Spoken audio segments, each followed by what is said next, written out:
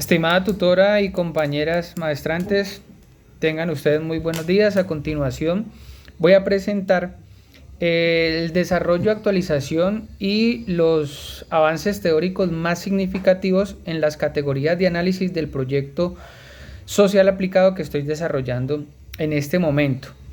Es importante iniciar diciendo que las primeras bases del pensamiento ambientalista se dieron a inicios de 1850 y 1900. Algunos autores inician esta reflexión más desde una perspectiva filosófica, racionalizando o pensándose en la relación entre la ética del ser humano y la naturaleza, producto de una serie de transformaciones sociales que se vienen presentando justo en la época entre 1850 y 1900, y es justamente que se intensifican la forma de producir bienes y servicios, ¿sí? Y esto obviamente genera unos impactos ambientales, sobre todo en el marco de la revolución industrial, la cual se presenta entre el siglo XVII y el siglo XVIII. Debido a esto, pues se piensa en este proceso de análisis científicos entre la relación entre las formas de producción y los recursos naturales. Entre 1900 y 1950 inicia un proceso como una segunda ola en ese proceso de la revolución industrial y empiezan a utilizarse de manera masiva combustibles fósiles. Entonces es importante decir que en esta época, en este primer momento, ambas categorías de análisis, es decir, la conciencia ambiental y la cultura energética responsable, pues no tenían un rol fundamental dentro del pensamiento conceptual y teórico de la época, justamente porque el carbón y el vapor iban a ser la fuente principal de esos procesos de desarrollo industrial. Ya para 1900 y 1930 sucede algo un poco diferente. Se funda el pensamiento ecológico y justamente se introduce el concepto de ecología como fundamento científico para comprender esos procesos de interdependencia o relación entre el ser humano y sus formas de producción, sobre todo, y los recursos naturales. Entonces ahí surge el concepto de ecología, ¿sí? En 1949, en esta misma transición, se piensa al ser humano como parte de una comunidad biótica, es decir, sacar de ese pensamiento antropocentrista al ser humano y pensarse en relación con los recursos naturales y la naturaleza. Este momento es importante porque por primera vez se genera un análisis teórico y conceptual sobre nuestra supervivencia en el planeta Tierra, pero sobre todo se empieza a pensar, repito, entre 1900 y 1930, cómo va a ser la supervivencia para futuras generaciones. Y esto ya nos pone en otro plano y en otro dimensionamiento del análisis de ambas categorías de análisis. Para entre 1960 y 1970, me parece a mí en lo particular que estas dos categorías de análisis empiezan a tomar una estructura un poco más fuerte y más seria desde las concepciones de conciencia ambiental y cultura energética responsable. ¿Por qué? Porque en la primera conferencia, 1972, de Estocolmo, sobre el medio ambiente y el ser humano, se reconoce internacionalmente la importancia de la educación en temas de conciencia ambiental y cultura energética responsable.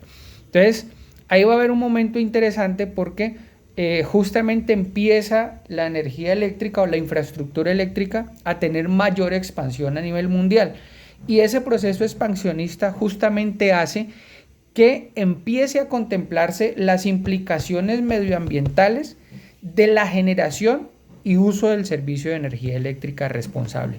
Ya para 1980 y 1987 se habla y se define el concepto de educación ambiental. Si bien no aparece como una categoría, la educación ambiental como una categoría de análisis, repito, las categorías de análisis del proyecto social aplicado son conciencia ambiental y cultura energética responsable, sí empieza a pensarse en la educación ambiental como un medio y como un recurso práctico fundamental para adoptar hábitos de conciencia ambiental y de cultura energética responsable. Y eso sucede en entre 1980 y 1987, a partir de un documento que se llama Nuestro Futuro Común, ¿sí? Y es allí donde se introduce el concepto de desarrollo sostenible y plantea la relación entre la energía eléctrica, medio ambiente, y se adiciona un elemento conceptual fundamental que es equidad social, ¿sí? Ya para 1990 y el año 2000 surge un desarrollo que a mi criterio también es muy importante, y es que aquí se empiezan a articular ambas categorías de análisis. Antes de 1990 se empezaban a abordar estas categorías de manera separada, conciencia ambiental por un lado y cultura energética responsable, pero justamente por esa correlación entre los procesos de producción de bienes y servicios y el deterioro sistemático de los recursos naturales, empieza en 1990 y el año 2000 a articularse ambas categorías de análisis. ¿Cómo se evidencia esta articulación? Y es que debido a que surge el concepto de educación ambiental crítica, se promueve la educación ambiental como una herramienta para modificar hábitos y consumo energético. Esto surge en el marco de la Cumbre de Río, en la Agenda 21 de la ONU, específicamente en el año de 1992. Ya para años un poco más actuales, entre el año 2000 y el año 2015, surge un evento también importante, y es que en este momento se empieza a hablar específicamente de cultura energética responsable. Este término se venía abordando de manera no tan específica en años anteriores, pero solo hasta el 2000, entre el año 2000 y 2015 se empieza a hablar sobre este término.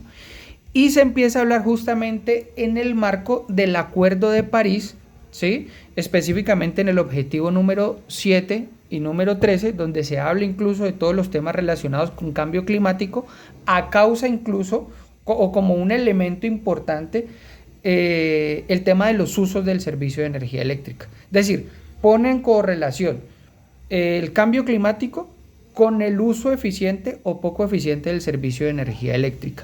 Yo repito, esto surge en el marco del Acuerdo de París en el año 2015. Ahora sí, en la actualidad, es decir, entre 2018 y 2025, hay unos enfoques de transición energética, que de hecho es un término que se viene utilizando comúnmente en la actualidad, y es básicamente para referir e integrar conceptos como justicia energética y equidad compartida frente a hábitos y uso del servicio de energía eléctrica. Y esto nos pone en otro dimensionamiento también de la evolución de estas dos categorías de análisis.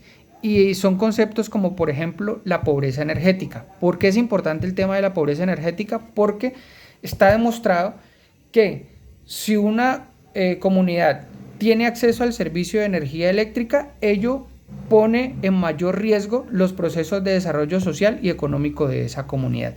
Y eso surge a partir de los avances de estas dos categorías de análisis, de los avances conceptuales entre 2018 y 2025. ¿Qué se proyecta en este mismo sentido para el 2030? Pues se proyectan los Objetivos de Desarrollo Sostenibles, y estos ODS ya refieren una categoría adicional a la conciencia ambiental y a la cultura energética responsable, que es el término ecosocial, que se refiere básicamente a la unión entre el medio ambiente, el bienestar humano y la responsabilidad colectiva que tenemos nosotros los seres humanos frente a los temas del medio ambiente. Entonces, para resumir, estas dos categorías de análisis se articulan o toman su momento de materialización a través de la educación ambiental, ¿sí? Y es donde estos conceptos plantean que solo a través de la educación ambiental es posible empezar a realizar de manera pragmática o aplicar de manera pragmática la cultura ambiental, la conciencia ambiental y la cultura energética responsable. Muchas gracias.